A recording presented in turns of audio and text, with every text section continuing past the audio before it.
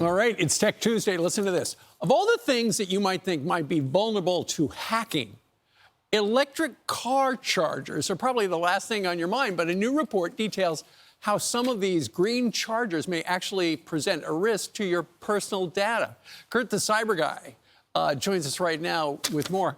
Kurt, you know, I think a lot of people think, okay, if I've got an electric car, I just plug it into a charger, and that's just like it's just like an extension cord. As it turns out, it's an extension cord that talks to your car.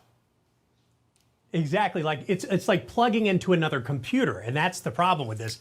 Good morning to you, Steve. We're talking about some data that's actually we're combing through. Earlier this year, a hacking conference happened, and some hackers that were pretty clever enjoyed showing off how they really got into some EV chargers, posing a threat to personal data. They pointed out some just major security flaws in these chargers that can allow hackers to steal sensitive data from vehicles that pull up to use them, creating new risks for personal and financial information. They also actually showed how they could go a step further and disrupt power grids in a sort of worst case scenario where compromised EV chargers could be exploited to overload or disable power grids in a certain area, creating a widespread outage, which is just mind-boggling if you think about it. So the answer to this is, why are we not watching this and really drilling in with better security at EV chargers? It's a wake-up call for sure. Well, Kurt, I think the reason we're not talking about it is because the administration wants to encourage people to get more electric cars. And if you scare them, it's like, maybe I won't do that.